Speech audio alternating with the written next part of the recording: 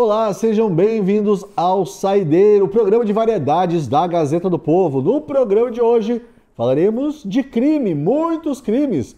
Começaremos discutindo a narcocultura e depois falaremos da série Tremembé e da literatura policial brasileira. Por fim, se der tempo, comentaremos alguns comentários que a gente recebeu aqui no YouTube e também lá no site da Gazeta do Povo. Aliás, eu quero aproveitar aqui já para dar o meu recadinho. Assine a Gazeta do Povo, aproveite a nossa oferta, clicando nos links, apontando a câmera do seu celular para o QR Code na tela ou ainda acessando diretamente www.gazetadopovo.com.br/oferta. Chico, seja bem-vindo novamente aqui ao Saideira. Muito obrigado, Paulo. Agora a gente tem essa bancada aqui, a gente tá sério hoje, hein? Nada de rir, hein? Por favor, isso aqui é um programa sério. Chico, então vamos começar aqui o programa falando sobre a narcocultura. O que você conhece dessa narcocultura e como ela alicia o imaginário dos jovens para esse mundo de violência e de morte? Eu mesmo que escrevi isso e estou tirando sarro do meu texto. Texto dramático, né? Dramático, né? Tá praticamente o Daniel Cravinhos do seriado. Corta isso aí,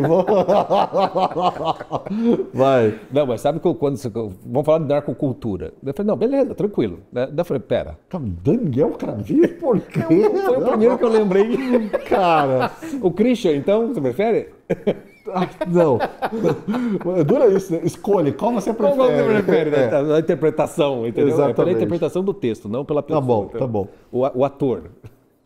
Narcocultura. Dá pra ver que você mergulhou mesmo. Tá vendo? Narcocultura já tá aí. Eu já tô. No modo agressivo, violento, exterminando minha reputação.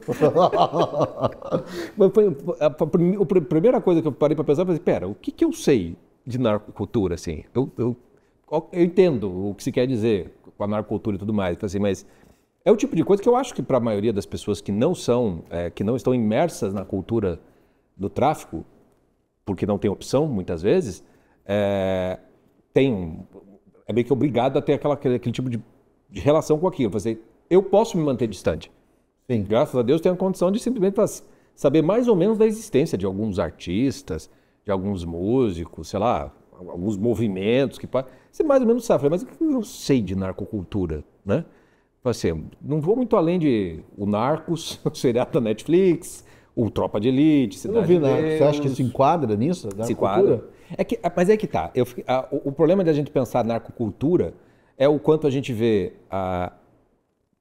o retratar da realidade do narcotráfico numa vida humana, numa comunidade, que daí seria mais ou menos como, sei lá, a máfia cultura, o Poderoso Chefão e tudo mais, obras de arte, né, que retratam bandidagem, retratam o crime. Eu fiquei me perguntando qual a diferença, né?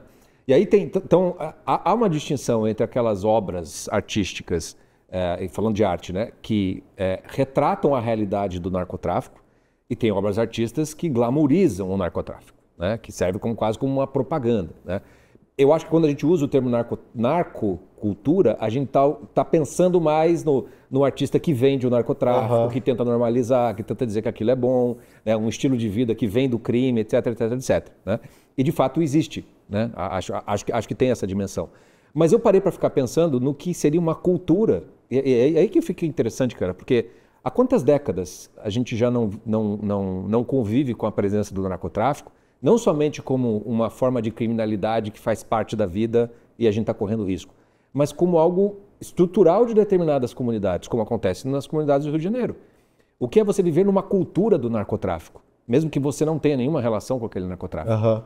E aí eu fiquei intrigado, porque eu falei assim, o que é viver na cultura que a gente tem aqui, sei lá, aquilo que você conviveu, ou eu fiquei pensando em nichos, sabe? Igual tem os doramas coreanos. Tem um monte de mulher que adora aqueles negócios de dorama e vive e tal. E eu fico vendo o reflexo nelas, porque os personagens masculinos coreanos são todos aqueles heróis de novela antiga, sabe? Eles são muito educados, cavalheiros. E eu vejo muitas delas começando a ilusão de que vão encontrar alguém que tem aqueles dotes, aquelas qualidades, coisa que não existe mais aqui na realidade. E eu vejo o elemento cultural sendo cultivado nas pessoas, na alma, na personalidade delas. Aí eu fiquei intrigado com isso. Quer dizer, essa dimensão cultural, no sentido da cultura local, que faz com que seja o jovem lá, o moleque que escolhe a vida do crime, seja daquele que recusa aquela vida do crime. Né? Foi o que eu falei aqui com aliciar o imaginário. Aliciar o imaginário. Pois é, mas é que daí aí entra assim, para nós, o nosso imaginário é aliciado por obras de arte que tem a ver com o NAF. Mas é muito diferente para quem vive na comunidade, que não é aliciado exatamente pela dimensão arte, mas é por uma forma de viver. Realidade deles, né? Exato, exato. Aquela coisa do lugar de fala, né, que é até mal compreendido, porque o que a moça lá quis dizer com lugar de fala é mais ou menos assim, olha, aquele que vive essa realidade, ele tem mais lugar de fala. O problema é que as pessoas dizem que você não tem direito de falar sobre aquilo. Mas, de fato, né, se você tem aquela realidade falando, é uma coisa diferente.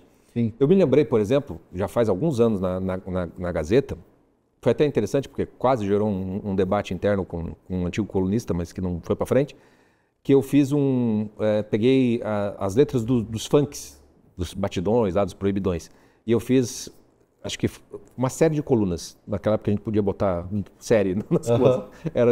O título era A Cultura do Estupro da Cultura. E todas as colunas eram só letras do funk. Só letras, todas elas. Né?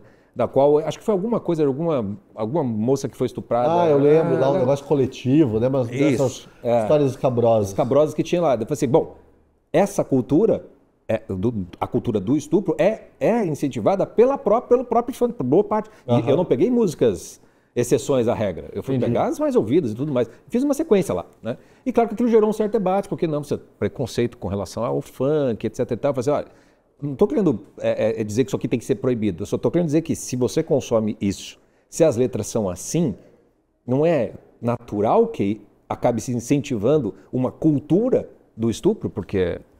Eu não entendo esse negócio de preconceito contra o funk. Assim, desde quando eu sou obrigado a gostar disso? Como você disse. Eu não quero proibir ninguém. Não quero proibir, mas assim, sim, tem preconceito. Acho uma porcaria. Eu não quero ouvir. Eu não vou ouvir, não recomendo que alguém escute. Mas a gente pode simplesmente dizer não. Sim, mas elas não podem. E até tem a cultura do pancadão, né? Que é um suplício para as pessoas que têm que trabalhar e tal. Exatamente. Imagine, você é obrigado a ouvir aquilo independentemente da sua religião também, porque tem muita coisa que vai contra os valores cristãos. E a gente sabe que tem muito evangélico, né? Tem muito cristão nas comunidades católicas também, obviamente. Mas as pessoas são obrigadas a consumir aquilo, né? Fico mesmo. E daí elas ligam a TV e são obrigadas a consumir também, Chico. Mas não tem muita alternativa, né? Talvez com coisa de internet você até possa criar uma... Eu fico imaginando alguém numa comunidade do Rio nos assistindo, por exemplo. Eu imagino que use fone de ouvido e fique meio... que não deve ser um negócio... Só que ao mesmo tempo, quando sai a pesquisa sobre a operação no Rio de Janeiro, mais de 80% das pessoas que moram lá no Complexo do Alemão aprovaram aquela operação. Eu falei assim, bom, então tem um mundo mudo, calado, censurado lá dentro, cujo retrato aparece ou não aparece na narcocultura, no sentido mais plano, de ser manifestações artísticas que retratam a vida junto com o narcotráfico. A gente já citou aqui, eu sempre gosto de citar o filme do Cidade de Deus, porque o Cidade de Deus ele vai ilustrando mais ou menos como que vai se formando, né, as comunidades, as favelas e tal. E tem a famosa cena eu não me lembro qual era o personagem, que ele confronta um dos traficantes, que ele até consegue ganhar, depois ele acaba entrando para o tráfico, mas ele confronta e as pessoas abrem as janelas e as portas das suas casas, talvez seja o Zé Galinha, e aplaudem ele naquele momento. Aquela cena me marcou muito, eu falei assim, essas comunidades são reféns mesmo, né? Eu vi relatos de muitas pessoas que isso foi uma coisa interessante do que aconteceu na semana passada no Rio de Janeiro. Várias pessoas que moram nas comunidades trabalham, né, nos centros, nas casas, e várias não puderam voltar para casa. Então, aquela cultura que existia lá nos anos 80, que era aquela coisa dos empregados dormirem nas casas, né, e iam para casa, teve que se repetir. E aí várias patroas, vamos dizer assim, conversaram com as suas, conhecendo um pouco mais das suas vidas, né? E aí uma delas me chamou muita atenção, ela ficou conversando com a moça que era, acho que, zeladora do prédio, né? E a moça falou assim que ela educa os filhos dela em cativeiro, como se fosse em cativeiro, para tentar afastar que o crime acabe levando, né?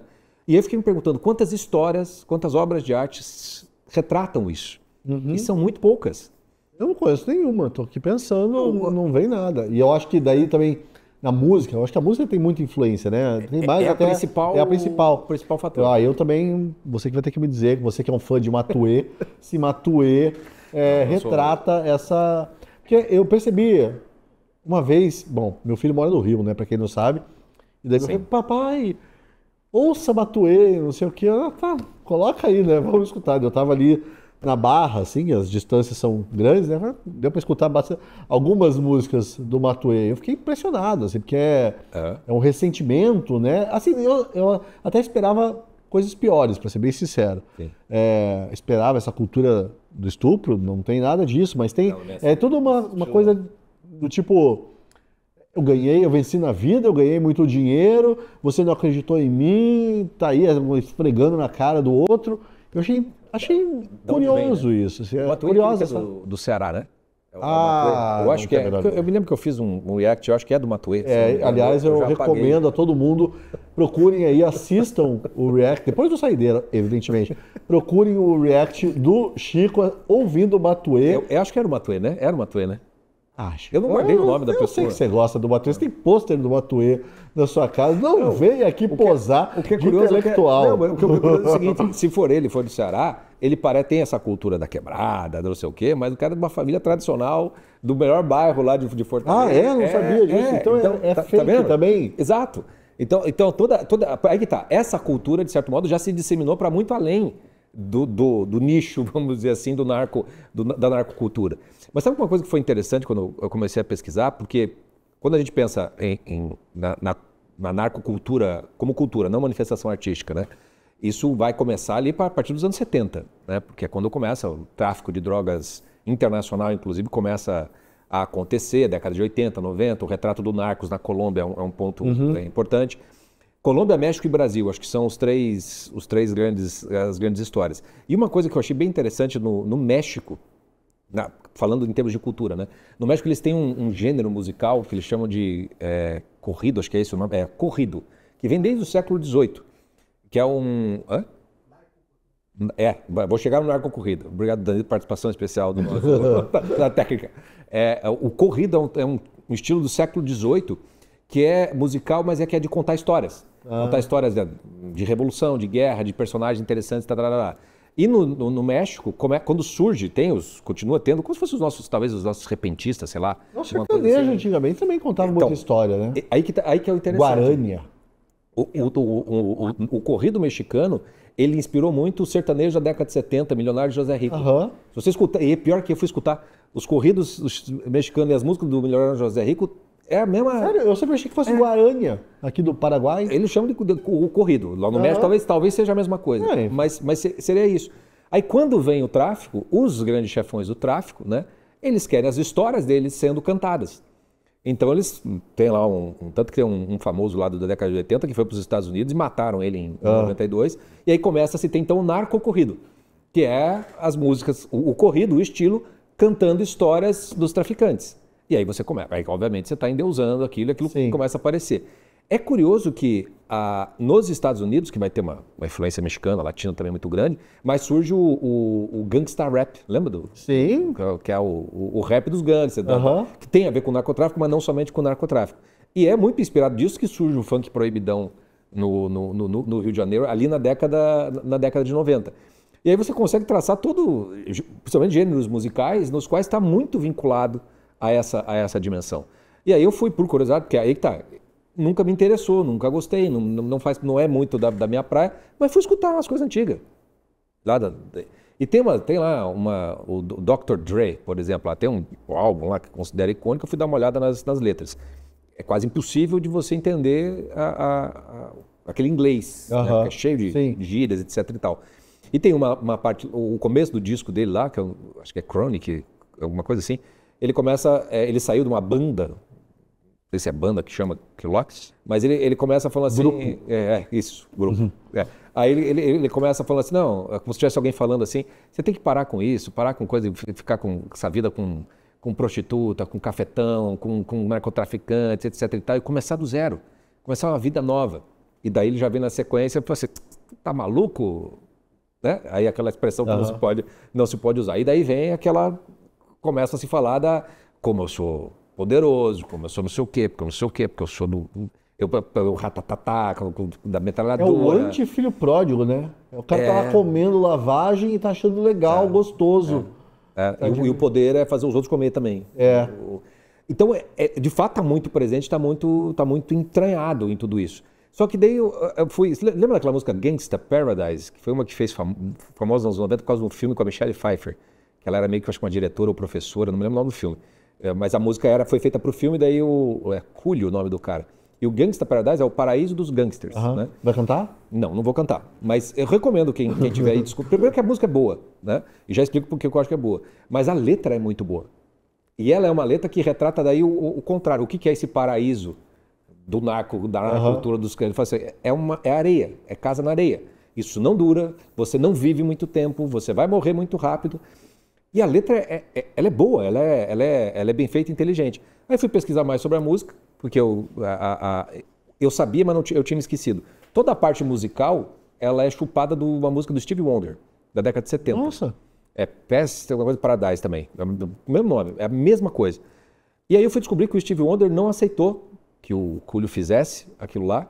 Aí ficaram insistindo, o Stevie Wonder só foi aceitar quando ele tirasse todas as palavras de baixo calão, os xingamentos, barará. Então talvez seja uma das poucas músicas desses gêneros, assim, em que você vê uma linguagem que não é aquela linguagem. Entendi. Assim. E aquilo se sobressai. Acho interessante de retratar justamente porque tem arte que nasce desse contexto, né? Aquela década de 90 os caras se mataram. Tem o Tupac Shakur, foi assassinado por não sei quem, que depois foi morto por não sei quem. Era um gangster mesmo, estavam dentro desse negócio. E o Gangsta Paradise é uma música muito interessante que faz com que você pare para... Pera lá. Né? Tem uma cultura que é feita por pessoas que vivem essa realidade e é através dessas manifestações que eu sou capaz de conhecer o que é viver nessa cultura. E vai ter a outra cultura que vai ser a da ostentação. Se a gente julgar tudo a mesma coisa, você joga muita coisa fora.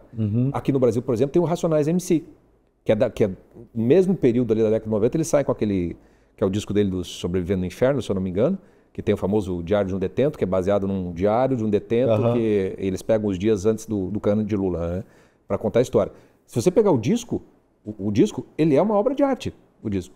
Todas as músicas são... Não, mas é uma obra de arte mesmo. Assim, não é o meu estilo. Não, tô brincando, eu não conheço. Mas todo ele, primeiro assim, ele tem uma... É que eu fico pensando, talvez o nosso espectador ouvindo você dizer isso, né? Mas eu tô provocando chocado, mesmo. Mas eu acho boa a provocação. Tô provocando mesmo. Acho boa a provocação. Porque essa dimensão da narcultura, a tendência é assim, a gente julgar essas coisas todas como sendo um grande lixo, jogando para fora, tem que ser proibido, do mesmo jeito que a gente pensa mais ou menos assim, a polícia tem que subir e passar o fogo em todo mundo.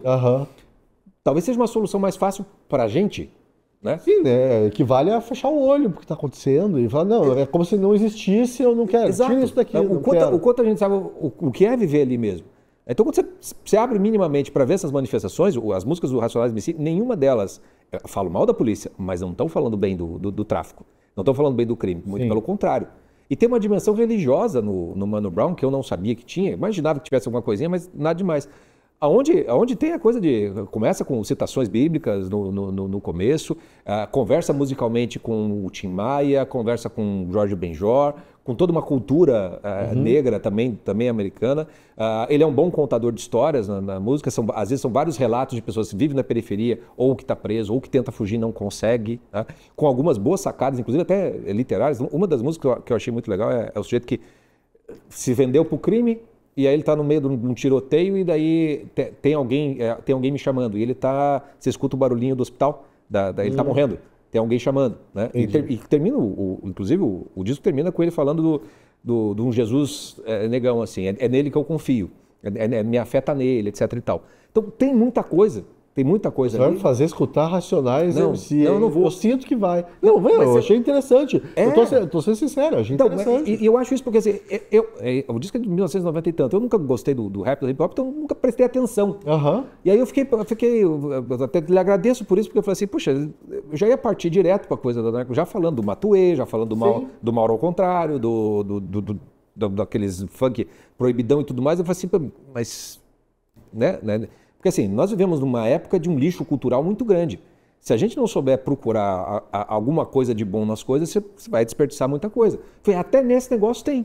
Vai ver como é complicado isso, né? Porque também eu estava até pensando que enquanto você falava, Tarantino, por exemplo. Será que Tarantino pode ser considerado uma narcocultura? Porque ele glamoriza o uso de drogas. Ele não glamoriza o tráfico e tal, Mas você assiste aquilo e fala, nossa, que legal. Da onde vem essa estética? Hã? Da onde vem aquela estética? Né? Você lembra do El Mariachi? Que é um filme que eu acho que, não sei se inspirou o Tarantino, mas veio um pouco antes. Eles até tinham um nome que era uma estética que veio do México, né? Que é muito do narco corrido, foi para o cinema, para as histórias. O El Mariachi é o Robert Rodrigues, que é um cineasta que até ficou famoso. Um baixo orçamento, e é um músico que anda com uma guitarra, e ele é confundido por um outro narcotraficante que foi traído por alguém, e ele anda com as armas dentro de um case de guitarra. E aí tem toda a história. E é uma história justamente desse contexto do narcotráfico. E aí eu acho bem legal isso de perceber. Uma estética de violência, às vezes da gratuidade da violência, ou de uma coisa bonita de você ver, ou de te agradar aos olhos, ela é complicada. Ela alicia o imaginário para algo que de alguma maneira te aproxima mais do mal do que do bem, em alguma medida. Eu acho problemático também, embora eu reconheça que é uma obra de arte, reconheça até toques de genialidade no Tarantino, mas essa estética, eu acho que ela está muito vinculada a algo que vem do mundo do crime. Sim. E que chega também no cinema. Né? E, Chico, e a assimilação por parte da elite dessa narcocultura? Nem estou falando mais desse funk e tudo mais, porque ali também eu lembro do famoso programa da Regina Casé, que eu não vou lembrar o nome. Esquenta. Aquilo ali trouxe, né, um pouco dessa cultura para a elite, né, que assistia ali, para a família até, que assistia no domingo, antes do Domingão do Faustão, se não me engano. Era no domingo mesmo. Eu acho que eu nunca assisti o programa, mas... bem sincero, mas é... Mas você deve saber, né? Normalizou isso, né? Alguns trechos você almoçar na casa... E assim, eu não sei, eu vejo muita gente, sei lá, muito bem de vida e tal, educada, gente que sabe ler Shakespeare no original e tal, mas... Para muita gente se tornou legal falar e dizer, não, eu curto funk também, o pessoal da elite. Como é que você vê essa assimilação, essa aceitação disso? Da cultura. Talvez seja algo, talvez o buraco seja mais embaixo, né? Se a gente for voltar no tempo, na época da Bossa Nova, do Rio, né? A Bossa Nova era o sambinha limpinho da Zona Sul, vamos dizer assim. E o samba, né?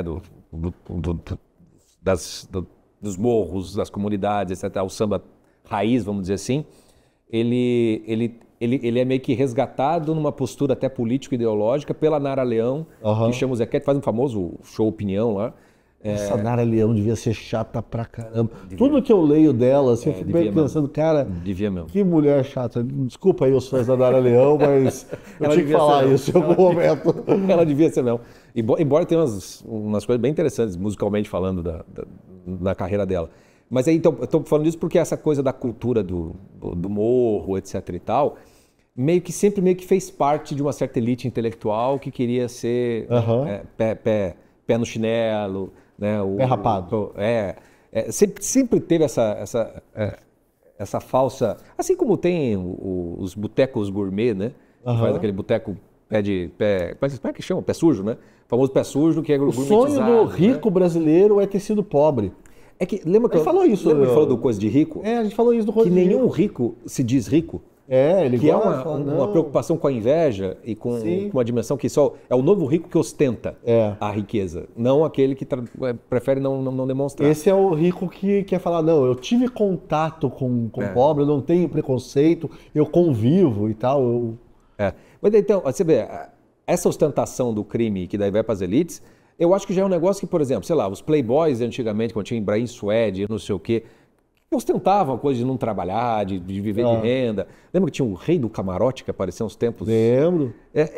Não é muito diferente dessa estética do narcotráfico que eles exibem carrão, moto, barco, aquelas correntes, arma com dourados, dentes dourados. Né? Não é muito diferente do cara da Faria Lima que fala, o meu portfólio aqui rendeu 200% do CDI. Como é que é aquele humorista lá que ele faz, o típico Faria Lima, que ele bota aquele casaquinho, fala com o paulês do beach tênis, meu, não sei joga beach tênis, meu. Eu acho que é uma característica muito brasileira, assim, que não é culpa do tráfico essa parte, assim. O que o tráfico conseguiu foi fazer uma estética dele.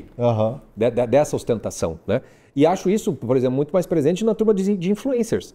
O que tem de influência que aluga a casa para ostentar uma riqueza que não tem, para fazer os seus vídeos na casa, na piscina, é uma grandeza, cara. Sério? Tem que consegue, aluga para entrar no avião, para fazer um negócio, para que está no avião, aluga a limusine por algumas horas, para poder parecer que é aquilo. E aí talvez tenha a ver, não com o narcotráfico, mas com algo que é da nossa era, né? Que é a coisa do sucesso, o sucesso material, Sucesso material. E a facilidade, né? Isso, e eu até escrevi isso no meu texto lá, não sei se você viu, acho que foi sobre o discurso do Luciano Huck. Eu li. Dizendo assim que são só extremos, né? Ou é a riqueza, essa coisa aí toda, ou é a miséria, a ideia de da modéstia, uma vida de trabalho, vida dura e tal, mas digna, desapareceu, né? Daí eu acho que também a cultura acaba se aproveitando disso, né? Você lembra do Didico, o Adriano, imperador? Não. Ah, sim, claro. Claro. Ele acho que não sei, nem sei se não tem um documentário dele. Acho que até deve, eu não assisti. Tem um documentário, mas eu não vi. Pode até assistir. Mas ele é uma figura interessante. Porque ele tem gente que idolatra porque ele voltou para a favela. Ele voltou para a turma dele e tudo mais. Mas ele me parece muito mais um certo fracasso existencial do que propriamente um negócio que... Quando morreu o pai dele, ele dizem, né, que ele desabou e tal. Ele desabou com o pai, acho que nunca e ele ganhou muito dinheiro, falou assim, eu não preciso mais trabalhar. Tem algo muito legal nele, só que ao mesmo tempo não exatamente como uma espécie de não um eremita, um eremita, uma coisa... Não tem. Mas tem algo ali que talvez sirva de exemplo para muita gente. Porque a gente pensa, você conhece os ricos aí, quantos ricos, você vai na casa dos ricos, mas tudo meio parecido. E os ricos que eu conheci na igual, vida, o cara ganhou 1 milhão, ele tá infeliz porque ele quer 10. Ele ganhou 10, ele tá infeliz porque ele quer 100. Uma mulherada, você tem uma bolsa, aquelas bolsas lá, Birkin, não sei o quê, de 50 mil, aí olha a outra, putz, a outra tem uma de 60, então essa aqui já não presta mais. É uma infelicidade, é uma coisa... Então, e o modo de vida, você entra na casa dos ricos, parece que você entrou naqueles apartamentos em exposição, quando o prédio está para vender os apartamentos, sabe? Sim. Não tem uma personalidade ali. Você tem um negócio que é um jeito de ser do rico, entendeu? Sim. Talvez, e isso talvez tenha a ver com o Tremembé também, né? Porque eu acho que o que torna aquele seriado ruim é que literalmente você não tem pessoas ali. Não, a gente vai falar de Tremembé daqui a pouco. Não se adianta. Eu sei que você está louco para falar de Tremembé, afinal de contas você gastou apenas 2 horas da sua vida. Mas é porque eu ia fazer uma pergunta para você. O Tremembé não é fruto de uma narcocultura, não no sentido do tráfico, mas dessa coisa de um interesse pelo crime. Não, eu acho que não. Eu acho que daí o Tremembé já entra numa cultura uma coisa mais antiga, de fofoca e tal, uma coisa que até apela até a um certo público, uma orientação e tal, sabe? É o pessoal que assiste. É que a gente não pode falar direito. A Sônia Abrão. Isso, Léo Dias, essa coisa. Entendi. Entra mais nessa coisa, pra mim ali é mais fofoca. Tanto que assim, os bandidos que mais chamam a atenção são de classe média. Assim, a Suzane Richthofen não é nenhuma trilhardária nem nada. Aqueles Nardones e tal também são classe média ali, na Zona Norte de São Paulo. Então acho que pega mais... É a fofoca da tragédia do vizinho. É a fofoca da tragédia, exatamente. Tá vendo o filho do advogado? Viu o que ele fez? Jogou... isso aí. A outra... Viu a bonitinha lá? Olha aí o que fez. Acho que é por aí. Mas a gente vai falar de Tremembé daqui a pouco. Antes eu quero fazer uma pergunta para você, Chico. Pai, escritor e professor. O que você vê como antídoto mais eficaz contra essa narcocultura? Porque não sei se é uma preocupação sua dos seus filhos consumirem isso. Eu confesso sempre que não para mim, não é tanto uma preocupação, porque assim, primeiro, meu filho mora no Rio de Janeiro. O que eu vou fazer? Eu não vou proibir de ouvir, eu vou falar... Não. Porque assim, eu acho que pode ter muita mãe, muito pai aqui assistindo a gente e pensa, o que eu faço? Vou proibir? Proibir nunca dá certo, né? O proibido sempre não é gostoso também. Bem mais gostoso. Né? O que eu acho que assim, sabe aquela coisa assim, o narcotráfico ele se criou porque a ausência do Estado, né? É uma das causas, né? O Estado não está lá, alguém ocupa o espaço, o narcotráfico botou a ordem dele, né? E é a partir dessa ordem que nasce uma cultura, efetivamente falando, dentro desse contexto. A impressão que eu tenho, que também nessa dimensão de imaginário, a melhor defesa não é a proibição, né, no sentido de se mantenha distante. Tem muito mais a ver com alimentar com coisas melhores. Porque eu acho absolutamente impossível um jovem que tenha uma mínima cultura musical preferir Não, e eles não preferem. O meu filho fala bastante disso. Fala assim, não, eu sei que Matuê é uma porcaria. Mas assim, aí acaba escutando. Mas é a da turma. Da coisa, isso, da turma. Faz parte da geração. Exatamente. Faz parte da geração. Que ele também não quer se sentir, né, completamente alienado ali, não conhecer as referências culturais da geração dele. Mas ele sabe, porque ele teve contato com coisas um pouquinho melhores. Não tão melhores, porque eu também não sou. Se ele tem o exemplo dos pais, se tem convívio, se tem acesso a outras coisas, essas coisas já são naturalmente um remédio para isso. Eu sempre, faz muito tempo, né? Eu já fiz até curso sobre educação da imaginação das crianças, e os pais têm muito medo do mundo, tem muito medo de todas as coisas, e tem muito pouca fé. Calma aí, você fez curso, você deu o curso ou você... Eu fiz um curso muitos anos atrás, entendi. Que era sobre educação de imaginação. Você tinha feito um curso, tipo aquela coisa de colocar Mozart para as crianças tocarem. Eu falava muito disso, eu falava assim, olha, quando você coloca a coisa toda num contexto muito salinha de aula, né, você está esterilizando aquilo que é bom para a criança. É só pensar quantas pessoas saem da escola gostando de literatura. Pouquíssimas. E se fosse aula obrigatória de música, você acha que a gente ia gostar de música? Se fosse do cinema, tem que fazer aquele negócio de análise simbólica. Nossa, é verdade. O antagonista com não sei o quê. Ia estragar muito daquilo. A literatura foi estragada dentro da escola pela forma como ela foi tratada. Então, quando os pais tentam entupir, não, você só vai ler isso aqui sim é bom, isso aqui não tem a menor discussão. E muitas vezes nem o pai sabe por que aquilo seria melhor. Exatamente, ouviu falar. Não é natural. Ouviu o Scorsese falando. Ou qualquer outra pessoa. Vai para uma coisa meio de autoridade, não sabe. Vai ler Pequeno Príncipe. Então, deve ser o livro mais difícil de se entender. É o Pequeno Príncipe. Eu falo, não, mas tu é eternamente responsável pelo que cativa. A gente tem que falar sobre o Pequeno Príncipe, né? Eu vivo esquecendo. Como assim? O que ele quer dizer com isso? Mas eu acho assim, essa relação com a música, com a arte, se os pais não consomem, não gostam, não tem como a criança também ter um antídoto para aquilo que ele vai receber e vai ter com os amigos em torno. Os meus filhos, por exemplo, tem um já 20, vai fazer 21, o outro está chegando nos 15 anos, né? Quer dizer, o de 15 ainda está num período de formação, vamos dizer assim, musical e até artística, e o mais velho já está na porta de saída. Mas eles me veem gravando. Ele sabe disso? Ele está assistindo, ele sabe que ele está na porta de saída? Se ele assiste, ele não me conta. Na porta de saída dessa parte de eu achei que ele sair de casa. Dizem que o teu gosto musical, essas grandes impressões com arte, é até ali os 20, 21 anos. E depois daquilo, mas eu acho. Nostalgia, você só gosta daquilo, não gosta mais nada, você não serve para mais nada. Eu acho que essa é uma maneira de a gente envelhecer muito rápido, eu prefiro me abrir. Mas nesse sentido, o meu outro filho está ali, mas eles me vêm fazendo react dos negócios, e eu não me lembro de ficar falando para eles, isso é ruim. A única coisa que eu fiz na vida era levando eles para a escola, e aí quando passava algum carro com esses pancadão tocando, eu falava assim, fecha o vidro, rápido, esse troço é muito ruim, isso aí vai envenenar, isso vai fazer muito mal. Ou seja, eles devem ser super fãs do pancadão. Então, eles davam risada, porque eles viam o meu exagero com aquilo. Né? O meu exagero com aquilo. Aí quando eles eram pequenininhos, eu botava, eu gostava de Wagner, botava umas partes que parecia filme do Senhor dos Anéis, ou um desenho, e eu inventava uma história junto com aquilo ali. Eles gostavam daquilo. Então hoje eles veem meus reacts e tudo mais, eles já sabem o que eu não vou gostar, mas não significa que eles não queiram, mas eles naturalmente não gostam assim. E eu vejo assim que a educação ela é muito mais feita de uma maneira mais tranquila, natural, via exemplos, do que num troço em que você se coloca como se fosse um carcereiro do imaginário da tua criança, né, na qual não vai ter tempo ao tempo também, né? Também.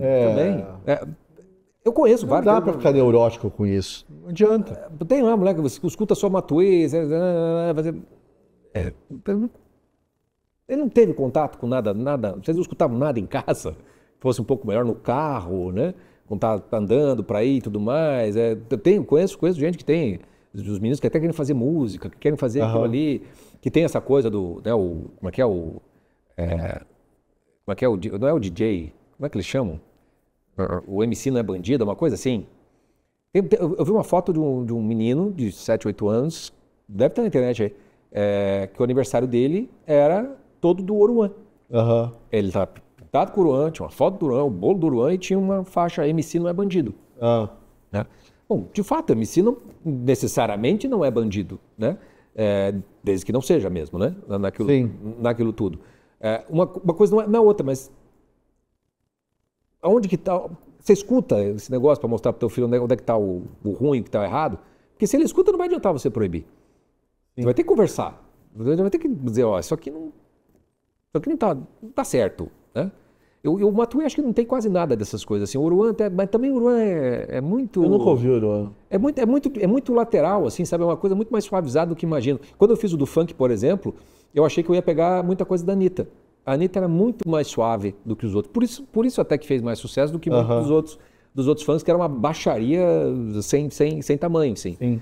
Então é algo que eu acho que é muito inevitável que os jovens já vão ter contato com isso. Eu me preocuparia muito mais em alimentar o imaginário do que cercear o acesso ao Amazônia. Até porque o proibido é mais gostoso. Não adianta mesmo.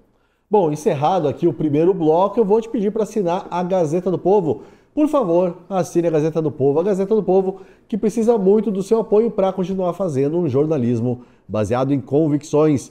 Aproveite a nossa oferta, clique nos links aí que você encontra na descrição, no chat, ou aponte a câmera do celular para o QR Code na tela, ou ainda acesse www.gazetadopovo.com.br/oferta. É a sua assinatura que garante a realização de produções como este nosso saideiro aqui.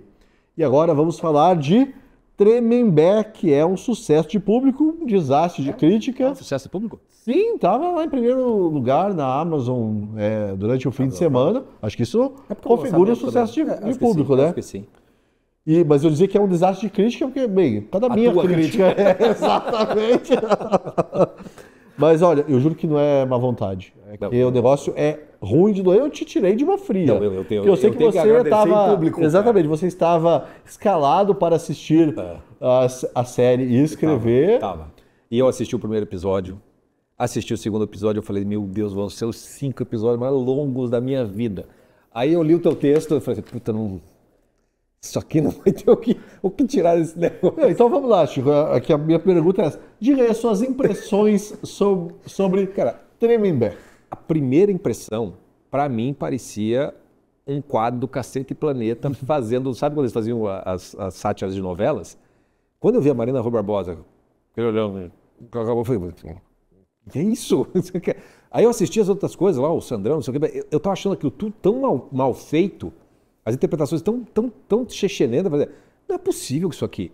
Aí a história mesmo, assim, eu estava tentando entender, eles estão querendo contar a história dessas pessoas na prisão ou estão querendo contar as histórias de como elas chegaram na prisão, do que aconteceu, quer dizer, tem um plot, né? Tem um enredo nisso daqui, porque parece que não tinha nada. Mas não tem. Não tem nada. No finalzinho lá, que eu não sei se eu conto spoiler aqui, eu contei no meu vídeo, contei na coluna, acho que eu vou contar, né? Que tem, assim, a única coisa que eu vi, um fiapo de realmente ideia, de conclusão da história toda. Porque a Suzane Richthofen leva uma paulada na cabeça, não sei se ela morreu ou não, acho que morreu. Ela tá viva? Não, na série. Não ia matar na série. Não, então, mas daí que tem essa ideia é a única parte ficcional da série e de mostrar assim que o castigo, acho que o título do episódio até é Justiça Seja Feita. A ideia de justiça é a vingança, é a pessoa sofrer o mesmo mal que ela. Quem que bate nela? Uma outra presa lá que no começo, você viu que perseguia ela na outra penitenciária, essa presa é transferida para Tremembé e daí tem esse desfecho aí que, desculpa aí quem estava interessado nessa super história de suspense, que não tem suspense nenhum. Mas a história é conhecida, né? Mas eu não sabia ainda. Mas daí é o único fiapo de imaginação, que eu acho muito pobre. Pra construir, né? É a única coisa, porque o resto... Isso que eu queria ressaltar, assim, eu já falei na minha coluna, já fiz vídeo aqui para a Gazeta e tal, essa estética da reprodução fiel da realidade. Chico, me explica, qual que é a fascinação disso? Porque assim... Tem que ser exatamente igual, né? Tem que ser ali, você chegou na parte da entrevista do Gugu? Elas negociando, não cheguei a assistir. Então, daí tem lá a reprodução da entrevista... Aliás, o ator que faz Gugu...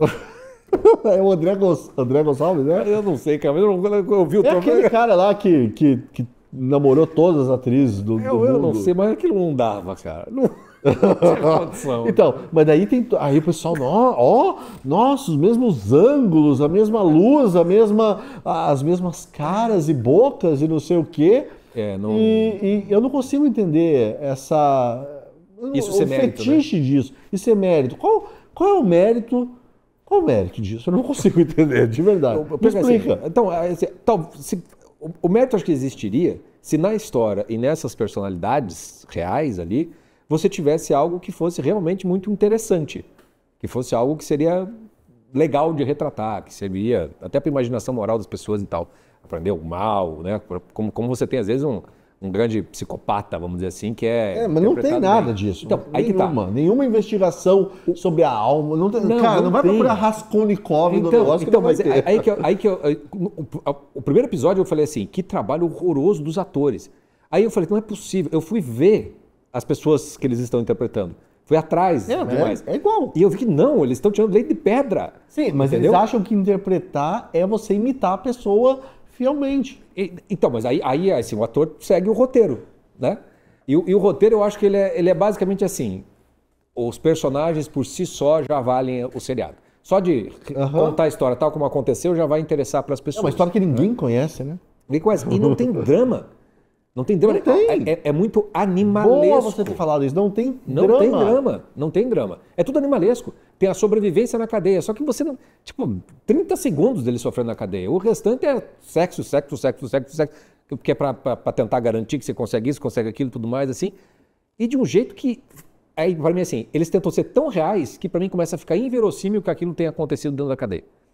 Porque fica parecendo ali mais um acampamento de escoteiro, que está de castigo, do que uma prisão, entendeu? Vamos chamar o Danilo para essa conversa, porque o Danilo está gostando, sabe, de Tremembé. Eu quero ouvir argumentos a favor de Tremembé, não é possível. Mas assim, olha, eu lembrei aqui rapidinho, que não é uma coisa só dessa série, essa coisa de retratar com fidelidade a realidade. Não é mesmo. Queen, talvez tenha até começado com aquele filme lá do Queen, que retratou todos os gestos do Freddie Mercury lá em Wembley. Tá. Lembra disso? E daí fez-se um auê, não sei se o cara ganhou o Oscar por isso e tal. E daí, assim, o pessoal pirou nesse negócio. Eu assisti também recentemente Rocketman, que é do Elton John, e também tem a mesma preocupação que no finalzinho aparecem fotos e tal. Então, assim, retratou fielmente as coisas. E agora eu assisti aquele Eden também, que tá fazendo bastante sucesso. Não assisti ainda. Do Ron Howard. Isso eu recomendo para você. Mas também tem só que assim, isso não é a preocupação do filme, mas tem essa referência ali no final. A gente reproduziu aqui certas cenas com fidelidade. Não é uma obsessão do diretor, mas tem isso. Então, assim, eu acho que é um problema, talvez assim, a imaginação tenha se esgotado, simplesmente. E assim, cara, não dá, a gente não vai conseguir inventar nada mais icônico. Vamos representar aí a realidade como ela já está fixa até no imaginário das pessoas e elas vão gostar. Talvez seja mais um problema de quem constrói os personagens do que às vezes dos próprios atores. Eu me lembrei agora do A Complete Unknown, o filme do Bob Dylan, uma das filmografias sobre Bob Dylan que concorreu ao Oscar, inclusive. O filme é muito burocrático, não tem grande coisa, mas o trabalho do rapaz lá, que eu nunca sei, não arrisco Chamelê, sei lá o nome dele, ele consegue pegar algo do Bob Dylan, que é a persona do Bob Dylan, que você nunca sabe exatamente quem é o Bob Dylan. Ele tem uma coisa de mistério, que ele consegue ser muito bem sucedido na carreira dele mantendo essa aura. E ele consegue reproduzir isso. Não está nos diálogos, está em certas decisões, em certos olhares. É uma boa interpretação nesse sentido, que retrata algo que dá uma profundidade, tem uma pessoa ali. Mas não a mera reprodução de trejeitos. Que tá. Se você olhar o Bob Dylan dos vídeos e tudo mais, ele não está imitando o Bob Dylan. Ele está retratando algo que é da personalidade do Bob Dylan, de um jeito artístico, né? Que ele faz. Algo que, por exemplo, faltou muito no Ney Matogrosso aqui, no filme Ney Matogrosso. Que aquele cara foi O tempo inteiro aquele negócio. Você, é impossível o Ney Mato Grosso ficar... Ô, Danilo, dá um close lá no Chico imitando o Ney Mato Grosso. Faz aí, Chico. Por favor, isso aí rende uma figurinha. Depois se distribui para os assinantes da Gazeta do Povo. Eu assistindo aquele filme, eu falei assim, não é possível que o Ney Mato Grosso fique o dia inteiro. Como que é? Cara, o tempo todo, cara. É o tempo todo, cara. Sozinho ele fica. Cara. É verdade. Não é possível, cara. O Mato Grosso não deve ser assim. Ai, teremos figurinha. Esse fim de semana teremos figurinha do Chico. É um filme que eu achei, puxa, eu achei que me falaram muito bem do filme. Eu falei assim, o filme do Ney Mato Grosso conseguiram fazer um tremembé do filme, que também só a parte sexual que interessou. Sexo, né? A parte artística não interessa. Cara, que coisa mais broxante. O drama pessoal dele com o pai, com a mãe, também fica muito, muito diminuído no filme, diluído. E o Ney Mato Grosso é um baita artista, né, cara? Porra, é uma história sensacional. O Tim Maia é outro, cara. Pra mim isso aí é uma, assim, é ruim pro artista. Reduz ele essa dimensão sexual, assim. Cara, cadê o resto? O cara, ele era um transgressor. Quando ser gay era uma transgressão, né? Exigia coragem. Ele é muito mais macho. Sim, exatamente. do que parece. O filme do Tim Maia também, acho até um bom trabalho do ator. As histórias podem ser melhores, mas é bom. O que faz o Raul Seixas. Mas olha só, você está citando só cinebiografias de cantores, que é outra coisa, né? Que só se faz isso no Brasil. Mas a gente pode conversar isso... Mas tem a Marilyn Monroe, que tem o filme que foi feito... Que coisa horrível. Mas, Chico, eu quero te dar a oportunidade aqui de falar do Loborges agora, porque assim, uma coisa que me chamou a minha atenção, eu escrevi, você vai mostrar aí, Danilo, a coluna, olha lá, do Tremembé, quero de volta 5 horas de vida. Essas 50 pessoas comentando estão te xingando? Não sei, cara, na verdade eu não vi, mas eu preciso ver isso. Provavelmente, né? Mas, enfim, eu não sei se é um seriado que o público em geral da Gazeta se Eu acho que é aquele negócio que a pessoa assiste meio com vergonha e tal, se interessa, mas não fala pra ninguém. E, às vezes também assiste só pra falar mal também, tem isso, né? Mas assim, porque uma coisa que me chamou a atenção, eu escrevi nessa coluna aí, é que a falta de ambição artística. Você tem e daí, toda razão nisso aí. Assim, por uma infeliz coincidência, né, na noite de domingo, né, que faleceu o Loborges, que foi, me parece, eu não conheço tanto, mas foi uma... Eu não conheço nada, na verdade. Foi uma antítese disso. E daí eu queria saber de você, se os artistas perderam essa ambição. É difícil. Só pensa no dinheiro, no reconhecimento imediato. Eu me lembrei, fazendo essa pergunta, de uma entrevista do Paulo Leminski, que eu já te mandei essa entrevista, eu acho. Que ele fala da dimensão santa até da poesia. E olha que a poesia dele de santa não tem nada, né? Não tem uma preocupação para mim, é muito superficial. Mas E eu pensei que o artista tinha isso, né? Se preocupava mais com o tal do fazer artístico. Uma devoção, né? Uma devoção, né? Tipo assim, eu consigo pensar no Elomar, assim, que não me parece ter preocupações, né, de ser um Caetano Veloso ou coisa parecida e tal. Mas diz aí. É uma outra dimensão, né? É aquela... Quando você separa mesmo artistas de celebridades, né? Ou de quem quer sucesso apenas. O Lô é curioso, né? A gente estava conversando antes assim, né? Um monte de gente dizendo, morreu um gênio, não sei o que e tudo mais assim. E, sei lá, nunca postaram uma música do Loborges, nunca falaram nada do Loborges, né? Tira uma exceção que é o Lobão. O Lobão, várias vezes, ele elogiava o Clube da Esquina, o melhor disco brasileiro. Ele fez um disco na época da quarentena que ele gravou um monte de música do Lô, especificamente falando. Então, esse quando falou, esse aí realmente sempre disse isso. Mas, em geral, não. Em geral, o Brasil trata muito mal os seus artistas que não se mantêm numa certa vitrine, numa certa evidência, né? É que para várias gerações já, essa confusão entre artistas e celebridades está sedimentado, assim. A pessoa não consegue... A pessoa, se o cara é um grande artista, sei lá, eu estou citando aqui poesia, um grande poeta, mas não não vive disso, nem nada, o cara é considerado um fracassado e tal. Se ele não aparece, ele já não Por melhor não que seja a poesia. Eu acho que na música também acaba tendo isso, né? Não, eu acho que sim. E tem vários, assim. O legal da gente ter internet hoje, ter o Spotify, por exemplo, quem quiser entrar lá no perfil do Loborges, vai surpreender com a quantidade de discos Ele lançava um por ano desde 2019, né? Eu vi. Mais ou menos por aí. Tem muita obra mesmo, assim. Mas o que fez, né, a fama do Lô Borges, tá lá no começo, quando ele era ainda um garoto, né? E ele acabou meio que fazendo parte da turma do Clube da Esquina, que envolvia o Milton Nascimento com o irmão do Lô e outros ali. Que é uma história muito legal.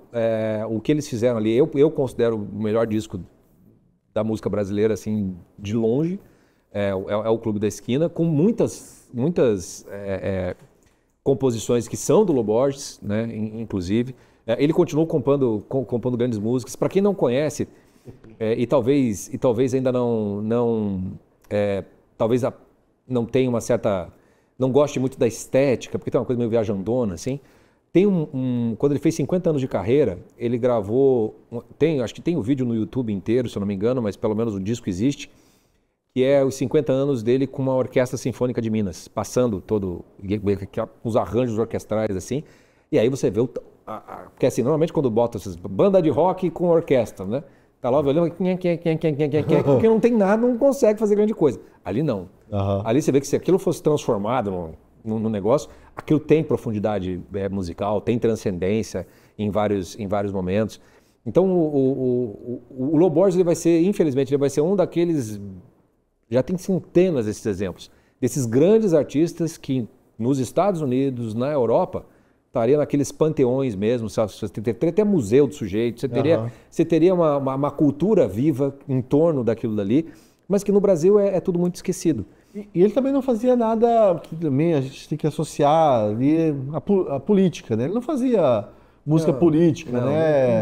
Não teve. Como é que é? Música de protesto, essa coisa toda. Não, na época... Me parece que também tem uma exaltação disso, né? Assim, na MPB, os que sobreviveram e tal, foram os que partiram... Ele era muito mineiro, assim, muito quieto, vamos dizer assim. Eu acho muito simbólico, não sei se você já foi para lá, para Belo Horizonte, para ver a esquina, onde o clube Então tem a casa ali onde moravam os Borges, e aí você tem a esquina onde ele sentava para ficar tocando violão, né? Tem uma plaquinha lá, e nada além daquilo. Então, o pessoal, quando ele morreu, foi todo mundo lá, se reuniu, Tem um bar que abriu na quadra que se chama Clube da Esquina ali.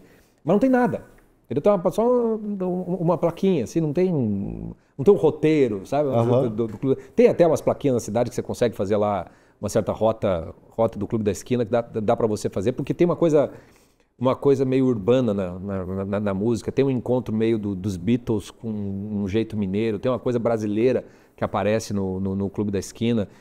O Milton Nascimento, a voz dele é um negócio angelical mesmo ali, que faz toda a diferença também nos discos. Mas o Lô Borges, o que eu gostaria de ser, a melhor homenagem que você pode fazer ao Lô Borges é você se permitir conhecer melhor a obra dele, sabe? E eu recomendo esse álbum orquestral, porque provavelmente ele vai ser mais próximo, talvez, de uma estética que as pessoas gostem mais do que os discos dele. Mas é um baita. Eu pretendo passar o fim de semana ouvindo Lô Borges.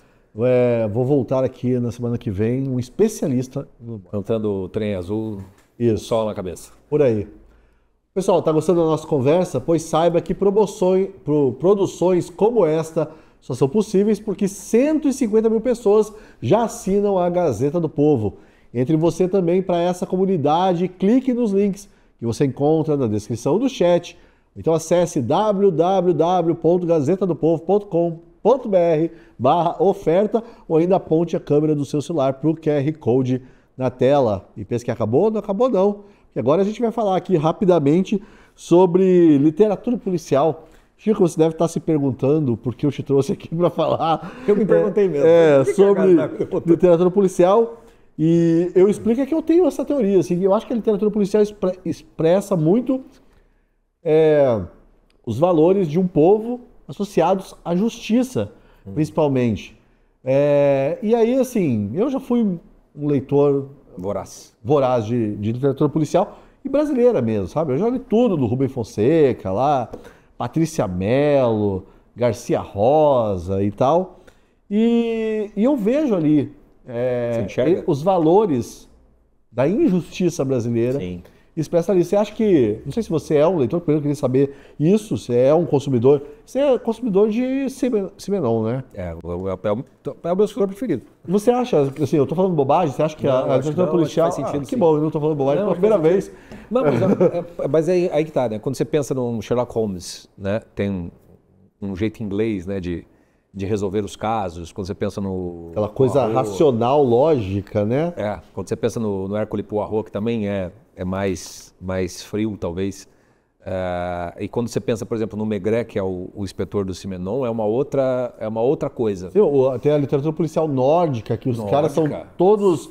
Todos os detetives são meio... Tudo bem na cabeça. Tem o Camilleri, que é um italiano, que eu adoro, assim... E daí tem um humor muito marcante. Camilleri? Eu não conheço esse. Ele é lá da Sicília e tal. É bem legal. Tem vários. É muito bom. Então, esse me passou pelo radar. Recomendo. Andrea Camilleri. Morreu com quase 100 anos e tal. Escreveu muita coisa. Mas você não acha super comunista, já vou avisando. Se tem algum problema com isso. Não, absolutamente. Mas assim... Desculpa, audiência. E tem ótimas receitas nos livros. De comida. De comida. Bem aquela coisa bem italiana mesmo. E daí assim... Mas aí que tá. Porque se ela representa um povo, o que eu queria dizer assim, quando eu vejo a diferença do Maigret, que é o que eu conheço melhor, assim como o Poirot e o Sherlock Holmes, que eu li, acho que li toda a obra, todos os livros que tinha, eu vejo algo que é latino, que aparece no Maigret e que não tem nos outros dois. Eu consigo ver essa latinidade, por exemplo, no detetive do Leonardo Padura, que é o cubano, que também chegou... Tem até os seriados, acho que estão na Netflix também. Eu nunca li. Que eu acho um baita escritor também, eu adoro. E aí, quando eu leio os brasileiros também, e eu acho parecido com o Padura, em alguma medida com o Maigret, tem uma coisa de uma espécie de incapacidade de se conseguir elucidar as coisas de fato. Sim. De se chegar na justiça no sentido de dar ao bandido aquilo que ele merece. Existe uma coisa que é meio assim... Já que a gente não consegue resolver, o que a gente faz com isso? O que a gente faz com o drama? Como é que a gente se vira? Porque aquele que é o psicanalista, me fugiu o nome agora, o Garcia Rosa. Todos os livros dele se passam em Copacabana ali, né? Acho que todos passam ali. É super inverossímil, assim, né? Um detetive que é tudo de filosofia, né? Spinoza, né? E tal. Mas ali você vê... eu pelo menos não conheci nenhum policial, desculpa se tem policiais aí que são formados, às vezes tem, né? O cara tem tese em Spinoza e tal. Não, tem também. Mas ali, quando você vê ali, é menos o romance policial é meio que uma desculpa para ele fazer psicanálise com os personagens. Exatamente. Então você vê, não encara. Você não, em quase nenhum, acho que o Rubem Fonseca e tudo mais, você vê assim que é como se, a gente não tem detetive desses aí, que elucida tudo, não tem. Né? A gente vai falar aqui, no final das contas, do crime mesmo. Sim. Né? Das vinganças que acontecem, ou então de... A gente conseguiu até nas malandragens, quando tem o detetive, tem o Mandrake, né? O nome do cara é Mandrake. E daí fala das malandragens dele para se conseguir... Para contornar a lei sempre. Para contornar. Então, aí eu não sei se o italiano tem essa característica dos detetives. Um pouco, assim, tem assim, um pouco dessa coisa, assim, mas ele vai até o fim e elucida os casos. E daí a gente tem a literatura policial americana também, que daí já... que é super vasta, obviamente estou generalizando absurdamente mas aqui. Tem uns personagens maravilhosos, né? E tem a dimensão da violência também, né? Que daí está muito mais presente ali. Eu gosto muito do Raymond Chandler americano, né? Cara, você sabe que eu nunca consegui ler Raymond Chandler, não me pergunte por quê. Já tentei algumas vezes. Eu acho engraçado, cara. Eu acho que tem umas sacadas do eu acho muito bom. Sim, gosto de cinema no ar e tal, que é muito disso, mas não sei, nunca consegui ler, não me pergunte por quê. Mas tem coisas muito boas, tem Lawrence Block, que eu acho muito bom, tem Dennis Lehane, que eu acho muito bom também. Eu guardo mais os detetives do que o nome dos autores. Eu guardo mais os autores. Genaro, eu acho que é do Dennis Lehane. Que tem alguns filmes muito bons, inclusive, né? Aquele Sobre Meninos e Lobos, que é do Clint Eastwood, que é baseado no livro dele. Não sabia. Que é muito bom. E Chico... Mas uma coisa também... Diga. Livro de espionagem. Acabou, né? Eu adorava. Eu não sei se... talvez acabe, mas... Você já leu 007, por exemplo? Não, mas eu li John Le Carré. Mas o 007, por exemplo... o primeiro livro só foi feito agora, que é mais fiel o 007 meio diferente do cinema do que o que fizeram. Tem um negócio também não é de justiça, não é exatamente de justiça, mas é de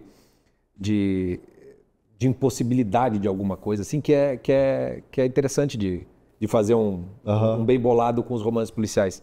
Não é exatamente, o retrato não é exatamente da justiça, mas é quase como se fosse assim um estrago humano de quem se dedica a tentar fazer. Sim, isso no John Le Carré isso está bem presente, né?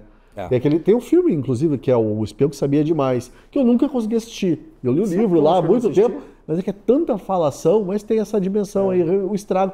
Mas eu acho que tem isso até num Missão Impossível da Vida, tem, né? Tem. Tem essa... É um dos dramas dele, né? Do personagem que quando ele ama, assim, apesar do que diz a narcocultura, fazendo a amarração aqui, violência não é legal para quem mata também, né? Não é. Existe isso, uma parte da narcocultura tem essa... E isso também é outro lado dessa moeda, que é a glamorização, por exemplo, do policial. O policial que vai lá, arrisca a vida, mata e tal. A gente vê isso muito no Tropa de Elite. Tropa de Elite tem um pouco disso. O Capitão Nascimento é um infeliz, é um coitado. Sim. Ele tem que descontar no trabalho muito de compensar algo que ele não tem fora. Porque, assim, sabe qual é por mais bandido que seja o cara lá e o cara tá atirando em você, eu acho que matar uma pessoa, eu gosto muito de Segunda Guerra Mundial, já li muito sobre isso. E assim, é uma coisa muito comum você ouvir soldados, e eles estavam lutando contra nazistas. E os caras que tinham pesadelos, porque assim, eu matei uma pessoa. Sim. Eu não conhecia aquela pessoa. Era um nazista, podia ser um nazista, o pior nazista do mundo, mas, cara, você matou uma pessoa. Isso deve ser um peso muito grande. A consciência moral vai latejar. Mas sabe uma obra que meio que talvez preencha melhor e até resuma o que a gente está tentando dizer aqui, é o Breaking Bad, cara, o seriado do Breaking Bad. Não sei se você chegou a assistir ele inteiro. Sim, eu assisti 2 vezes. Porque você tem o policial, perdão a palavra, o fodão, né? Que tem uma coisa... E você tem o que é exatamente quando você resolve entrar para esse mundo, para essa cultura, que é o Walter White se torna o Heisenberg, né? Ele vai se tornando mal até chegar a um ponto em que ele já não... Ele comete barbaridades que ele não percebe, que ele se tornou uma espécie de psicopata. Ele arranja justificativas o tempo todo, né? Justificativas o tempo todo para achar que ele ainda é o professor. Falei, não, mano, você não é mais o professor. Você se tornou esse negócio aí. Aliás, talvez o Breaking Bad também esteja... E ele retrata essa narcocultura, né? Retrata muito. A música do Narco Corrido toca em vários episódios. Só esse Narco Corrido, até anotei aqui, para não esquecer de falar que, cara, você deu ideia pro pessoal. Porque a gente fez essa associação entre o corrido e o sertanejo. Daqui a pouco inventam aí o narco sertanejo. Se é que já não existe. Eu não vou pensar. Talvez quando o pessoal parar de beber, aí talvez... talvez. Porque tem isso, né? Existe uma... A cultura das músicas sertanejas uma disputa entre... muito longe. Existe uma disputa entre a bebida e a droga ilegal também, né? Sim. A bebida do sertanejo que é glorificada ali.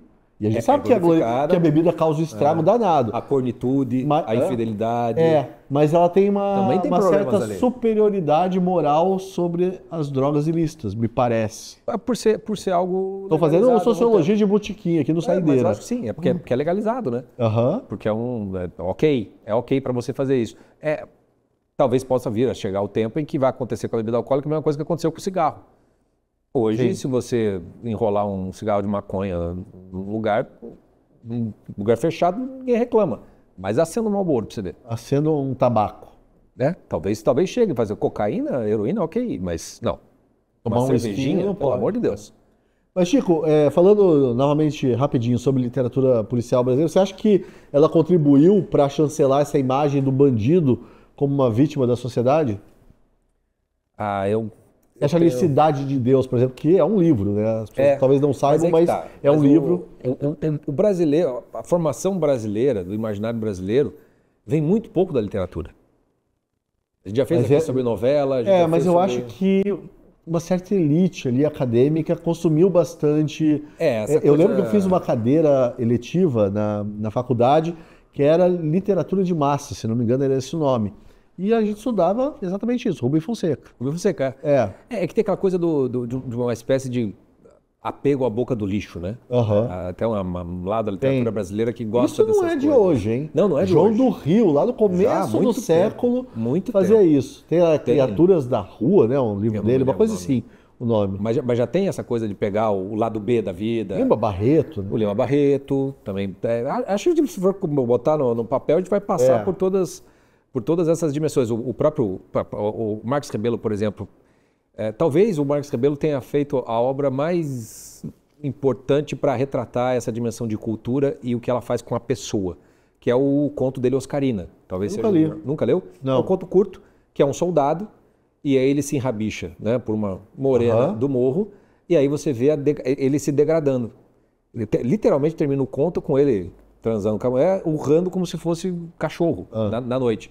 E ele tinha toda uma perspectiva, ali não tem a dimensão do tráfico ainda, mas você vê essa mesma dimensão dessa cultura meio degradada, meio essa coisa, seja da bebida, seja da vida fácil, da malandragem, do sucesso fácil, e aquilo vai degradando. Eu acho um dos melhores documentos desse processo como um todo.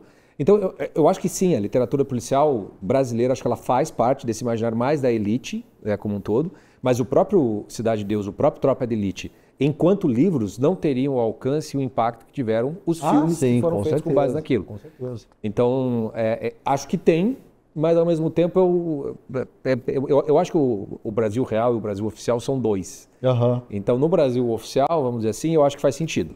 O Brasil real, eu já não sei se tanto. Não, eu tenho a impressão ali, né, para aquela do Leblon e tal, acho que faz um certo sentido. Ali, convivi, me parece que ali eu vi gente usando, inclusive, o Rubem Fonseca, né, aquele famoso conto O Cobrador. Sim, o cara acha que o mundo deve tudo para ele, que é a essência do banditismo, né? Tipo, a sociedade me deve, eu sou vítima da sociedade, me deve absolutamente tudo. Então, assim, se ela não me dá, eu vou atrás, eu pego. Você sabia que existe uma Academia Brasileira do Cárcere? Ah, é? A primeira cadeira é o Graciliano Ramos e o atual, não é patrão, quem está sentando na cadeira é o Marcinho VP. Olha só, então vou pesquisar sobre a Academia isso para você é perfeito. Brasileira do Cárcere. É muito diferente da Academia Brasileira de Letras? Eu vou me abster de contar. Desculpa aí pela...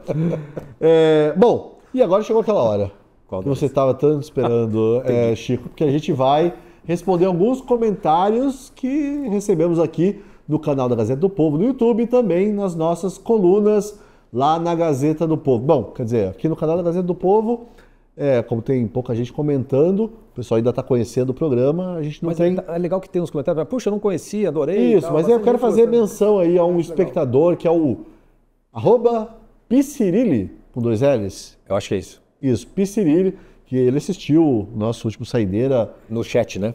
No chat, ali assistiu ao vivo e comentou bastante, elogiou bastante. Ficou conversando com a gente. A gente ficou conversando com a gente. Muito obrigado aí ao Piscirilli. E na semana passada o Chico publicou essa coluna aí, ó, que... Essa palavra é difícil de falar. Antropomorfiza...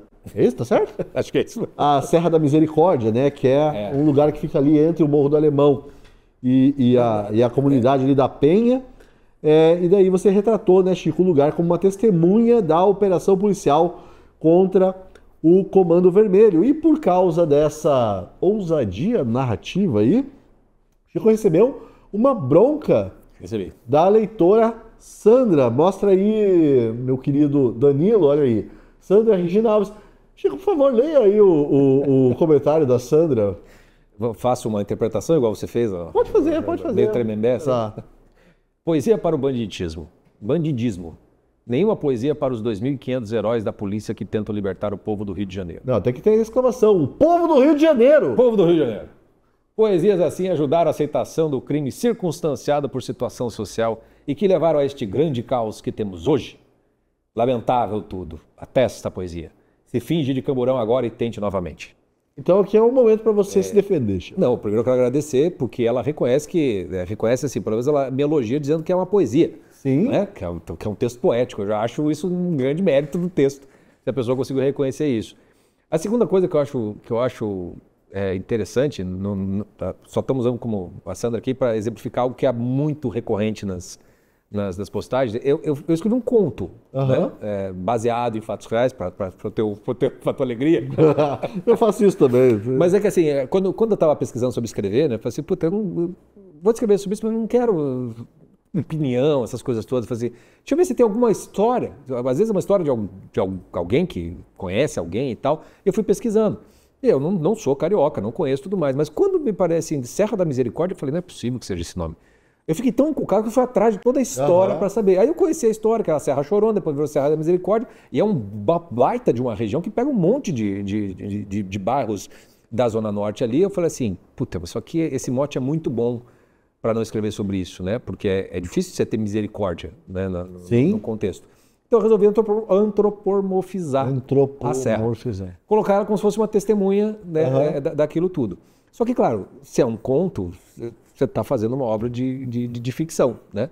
E uma das coisas que o que me incomodou no comentário dela, assim, por que você acha que eu estou falando só dos... Eu também não entendi. Eu li o seu texto e não entendi por que. Mas é que eu acho que aí vem a coisa lá que eu também escrevi sobre o discurso do Luciano Huck. As pessoas às vezes não leem o que está escrito. Elas veem confirmação. E assim, se você não escreveu o que elas querem ler, se você, sei lá, não te ocorreu às vezes, então você já caiu em desgraça também, tem isso. Porque... Então, por um lado, eu acho que o texto fracassa porque deve ter ficado parecendo que eu estou fazendo tadinho dos bandidos, tadinho das pessoas que morreram.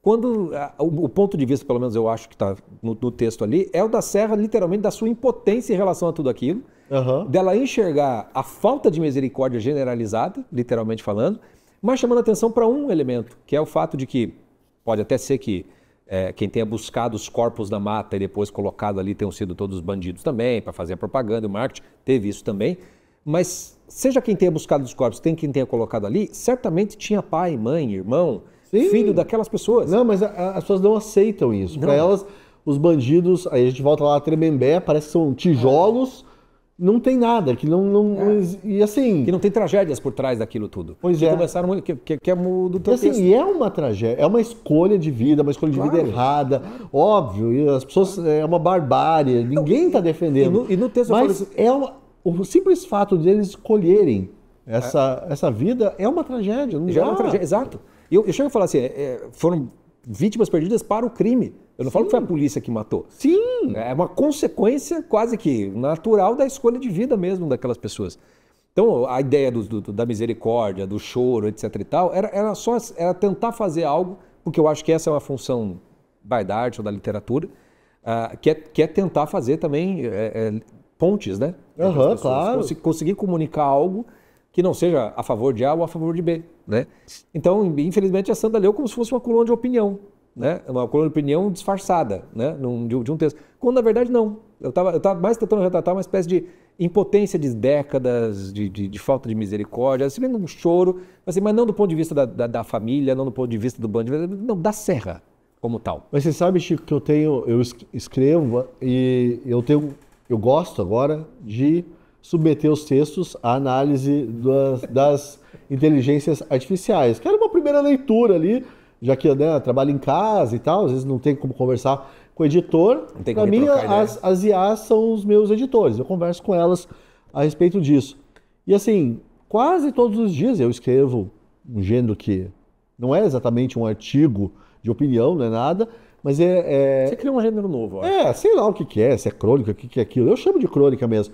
Mas ele tende a ler como quase uma tese, entendeu? E assim, a leitura das IAs é assim, olha, faltou fazer certa ressalva e tal, que assim, num texto literário, você não faz isso. Não tem como você fazer todas as ressalvas. Texto no site, eu falo no jornal, mas nem sei se cabe aqui, mas não tem nota de rodapé, né, para você fazer essas ressalvas. Eu acho que a IA acaba sendo um reflexo da leitura que as pessoas têm mesmo, dos nossos textos. Sim. Então, assim, fica a dica. Se você for arriscar de novo, for ser ousado narrativamente, saiba que, assim... vai ser lido numa outra classe. Vai ser lido como um... E acho que isso também é um reflexo do quanto Quanta coisa o jornalismo perdeu, né? E ambiguidade também. É uma coisa que, assim, se perdeu, aí voltando ao Tremembé. Sim. Não existe ironia, nenhuma ambiguidade. Tudo é muito assim, a pessoa é má ou a pessoa é boa? Eu acho que boa não tem ninguém. Mas sim, em Tremembé. Mas a pessoa é monolítico, sabe? Aquela coisa... Sim. Não é nem bidimensional como era antigamente, né? Não. Mal contra o bem, não. Então não tem ambiguidade nenhuma. Não, e assim, eu faço aqui um apelo às pessoas. Abram o seu coração para ambiguidade, né? É tão bom. E assim, algo que eu acho que se perdeu muito no jornalismo, né? Antigamente era muito comum as crônicas, no sentido mesmo, da pessoa reconhecer que é uma crônica e não uma opinião. Sim. Que está colocado. Isso também essas distinções, ironia, as pessoas já não percebem. Teu texto foi parar no checador de fato esse ano, acho que 4 vezes já. Posso pedir música no Fantástico. Já estou indo para a segunda vez para pedir música no Fantástico. Vou pedir Matuê ou Oruan no Fantástico quando eles me chamarem. Bom, Chico, falamos então da Sandra. Você tem mais alguma coisa para falar? Não, eu só agradeço porque assim, a pessoa comentar porque assim, é uma leitora. E ela reconheceu que o texto é literário porque ela chama de poesia. Sim. Então já fica. Mas só esclarecendo que... né? Não estava louvando ninguém e nem deixando de desprezar os policiais, mas se você pensar na premissa da história, que é a Serra, e ela está falando daqui, aconteceu aquilo tudo, os mortos policiais foram levados, sim, ninguém ficou ali. Ela, do ponto de vista dela, da noite. E ela passa pela história dela toda, de como a coisa foi acontecendo. Então é muito maior do que apenas isso, né? Então só podia alarga um pouquinho a imaginação. A imaginação mesmo. Chico, agora temos um comentário aqui que foi feito no Instagram da Gazeta do Povo. No Instagram? Porque as nossas frases da semana, eu faço as frases da semana aqui toda sexta-feira, né, Danilo? É sexta-feira. E, enfim, isso aí apareceu lá no comentário das frases da semana. Isso aí me chamou a atenção. A hora que eu vi esse comentário do KP86 personal, imagina que ele tenha nascido em 86, né? Geralmente a pessoa coloca assim. Eu falei assim, não, o Chico vai ter que comentar isso. Chico, eu vou ler. Então, leia. Ninguém come cultura. Ninguém tem segurança com cultura. Ninguém tem saúde com cultura. Ninguém tem educação com cultura. Cultura é o que menos deveria ter investimento perto de educação, saúde e segurança. Chico, a bola está com você. Sabe o que eu... bom, a pergunta que eu faria para o Duca é o que você entende por cultura? Sim. Né? E por que você acha que educação não tem a ver com cultura? Que é só para ficar num dos aspectos do que ele colocou aqui, né? Mas todo o problema dele, né, é o investimento público, né, em cultura, né, ou em arte, né, que ela não deveria ter isso. Mas, pelo visto, ele entende que tem que investir em comida, segurança, saúde, na educação, e aí ele... Sinto muito que você já tem um problema. Eu não tenho segurança sem cultura. A gente acabou de falar aqui da narcocultura. Aí que eu estou falando assim, tem investimento para educação, saúde e segurança. Você olha, para as pessoas terem saúde, elas precisam ter cultura. Porque nem só de pão vive o homem, a cultura de lavar a mão, a cultura de tomar cuidado, entendeu? A dimensão a palavra cultura é muito mais ampla do que o específico. Você está vendo cultura como sendo, sei lá, o show do Gilberto Gil que foi financiado pelo Correios, ou a Lei Rouanet. Assim como para a alargue a imaginação, aqui alargue a compreensão do que seja a cultura. Cultura é onde você está enraizado. Né? E você precisa... Algo você cultiva dentro de você, como, por exemplo, essa visão liberal da cultura, que vê a cultura como se fosse um produto, como se fosse um negócio. Tem uma discussão muito interessante, talvez a gente pudesse fazer um programa, até chamar o Josias, que defende muito essa coisa, de que assim, se o Estado não tiver um investimento em alguma dimensão cultural, várias expressões artísticas não existiriam mais. Orquestra sinfônica, ópera, poesia também. E o valor dessas coisas não é financeiro, não é monetário. Ele é um valor cultural, portanto, educacional. Mas aí a gente volta lá à história do Loborges. Volta ao ponto, exatamente. Que é considerar, assim, tudo bem, é um ícone e tal, mas muita gente fala, mas é um fracassado esse cara aí. Exatamente. Então, a diminuição do valor da cultura, né, faz com que todas as dimensões que ele quer que haja mais investimento, acabe sendo a própria noção de comida. O arroz e feijão é parte da Cara, cultura ninguém brasileira. come cultura. Cara. Todo mundo come cultura, assim, cara. Sim, assim, existe uma cultura gastronômica. Você vai no McDonald's, você tá comendo cultura. O arroz e feijão é a cultura brasileira. Exatamente, é uma feijoada. Você tá comendo cultura. Exatamente. Bom, segurança que tem, saúde, já falamos também, educação. Realmente aí o nosso querido, como é o nome dele? Eu esqueci o nome dele. Duda Cap. Como é? Do Cap 86. Do Cap ali que tá, olha lá, a simples foto dele ali na piscina, isso já faz parte da cultura. Sim, exato. É uma cultura, sei lá, tô julgando aqui com base só mas um hedonismo, né? Essa coisa toda faz parte também. Mas uma cultura. Como ele é personal, talvez ele seja um personal trainer, né? Então, o próprio, isso também é cultura. Esse cuidado com o corpo, essa preocupação com o corpo, isso aí vem da cultura. Cultura publicitária, sei lá. A cultura não é só o que você consome, né? É aquilo que você cultiva em você. A cultura então, do corpo.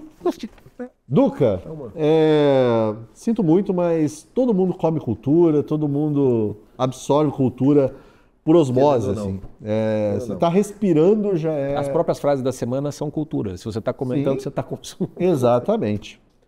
Bom, agora que vem aquele momento autorreferente, mas eu lá na minha coluna sobre a série Tremembé, recebi o seguinte comentário do leitor, que se faz chamar apenas de boquiaberto. Só cuidado para não entrar mosca, né? Eu escrevi aqui porque fica boquiaberto aí. Boquiaberto. Hã? Boquiaberto. É uma palavra, né? Boquiaberto. Tudo junto. Eu gosto também dessa palavra. O cinema brasileiro é pornográfico de ruim. O filme sobre Ney Matogrosso é emblemático. Chico, você que fez a curadoria desse comentário aí. Não, eu queria concordar com ele. Hã? Eu queria concordar com ele. Você não concorda? O filme do Ney Matogrosso é emblemático, de fato. De algo muito... E eu gostei muito do termo pornográfico de ruim. A série Tremembé é pornográfica de ruim. Sim. Ela é, desculpa, Danilo, mas nos dois sentidos da palavra pornográfica, entendeu? Ela é isso mesmo. E o filme do Ney Matogrosso, eu falei pro Paulo, vamos botar porque dá pra gente falar mal do filme do Ney Matogrosso, porque eu fiquei muito incomodado, porque eu acho o Ney Matogrosso uma das figuras mais interessantes da cultura. Sim, eu também. Ele é um cara do homossexualismo, era meio de direita em umas épocas, ele não comprava os pacotes da turma progressista. Não, porque, novamente, é transgressão. Tem uma dimensão da transgressão ali que hoje em dia, com toda... Não vou ficar criticando aqui essas coisas de inclusão, nem nada, não é o objetivo. Mas eliminam essa parte da transgressão, né? Exato. Não dá para negar. E aí o filme acaba sendo muito menor do que a pessoa. Eu fiquei revoltado também. Eu fiquei revoltado. Eu tava assistindo e assim, eu não conseguia parar de ver o filme, porque assim, aquela revolta foi crescendo. Eu falei, não, mas não é possível que vão reduzir o Ney Matogrosso a isso. Somente a dimensão sexual. E ficou reduzido apenas a isso. Não há quase nem... Acho que a única música que se fala um pouco de como ela foi criada foi quando ele faz a versão da Paraíba Masculina lá do... É ele? Do Gonzaguinha, a música? Que é um baião lá, já nos anos 80. Olha, isso, né? Mulher Macho Sim Senhor. Não sei então, só você poderia cantar essa música. Baião, né? Um baião. É a única música, acho que é como você usou, a própria época do Secos e Molhados, falei, pô, tem tanta riqueza nas composições, em como foi, a parte dramática, artística dele, realmente não tem. Então é emblemático mesmo de algo que o nosso cinema, assim, são raras as obras que realmente... Você sabe que é o meu guilty pleasure, né? Eu gosto de ver cinema nacional. Eu vejo tudo, eu vejo comédia, eu vejo filme antigo, filme novo, Mazzaropi. Teve uma época que eu tava assim, vendo um monte de chanchada, não pornô chanchada, chanchada. E eu adorei aquilo, achei legal pra caramba, sabia? Muito legal, O Homem de Sputnik. Eu só lembro desse, não sei porquê. Mas... O Grande Otelo participava de várias, né? Agora, é o cinema brasileiro, a gente até, Chico, eu sinto muito te avisar, mas eu acho que a gente vai ter que ver o Agente Secreto lá pra falar aqui. De repente chama até o Josias Teófilo para falar. Você cancela. Eu não assisti, já estou com preconceito, né? Então, mas isso é uma das coisas que eu quero perguntar. Se é possível, não vou me adiantando aqui, se é possível assistir sem a gente já ter... Não, com a mente aberta. Entendi. Não, há que se fazer um esforço. Muito esforço. Tem que ver. Eu não sei se eu sou capaz desse esforço. Tem aquele termo técnico, suspension of disbelief. Para você ler uma obra, você tem que suspender a descrença em relação à ficção daquilo ali. Mas nós estamos numa era em que a gente tem que suspension of our beliefs. É verdade. Para poder encarar Eu as não coisas. sei, mas ó, vamos ficar aí. A gente tem que conseguir. Não sei, tá passando no cinema já, né? Não sei se já estreou. Eu acho que já estreou. Então, de repente, a gente pode fazer isso. Eu vou ter que pagar para ver? Aí é meio demais Não, a também. gente pede ali. Vamos aproveitar que o chefe está aqui hoje. A gente pede uma verba para assistir esse filme. Chico, mais alguma coisa? Eu acho que não. Eu acho que já falamos bobagens. Uma saideira? Eu acho Hã? acho que tá bom, né? Eu vou ter uma saideira assim que eu quero recomendar. Vou recomendar para você também o livro novo da Adélia Prado, que a gente estava falando Você aqui, terminou de ler? que é O Jardim das Oliveiras. Sim, vou te emprestar. Belíssimo. Só que assim, o meu tá todo dobradinho, porque eu sou daqueles que eu não. Eu dobro também. Eu dobro, eu risco o livro e tal. O pessoal deve ficar chocado. Mas mas eu eu boas gosto. dicas hoje, hein? Hã? Escutem Loborges, o livro Tem o italiano, Oscarina, do Oscarina, Max Rebelo, vários romances policiais. Exatamente. O pessoal que colar em nós vai ter cultura, vai comer cultura. Vai passar o fim de semana bem servido. Bom, pessoal, e assim chegamos então ao fim de mais um Saideira. Muito obrigado a você que nos aguentou aqui pela última hora e meia. Chico, obrigado também. Eu que agradeço. E lembrando aí que assinar a Gazeta do Povo é fácil, basta clicar nos links que você encontra nos comentários, no chat ou na descrição do vídeo, ou ainda apontar a câmera do seu celular para o QR Code na tela, ou ainda acessar www.gazetadopovo.com.br/oferta. Até semana que vem.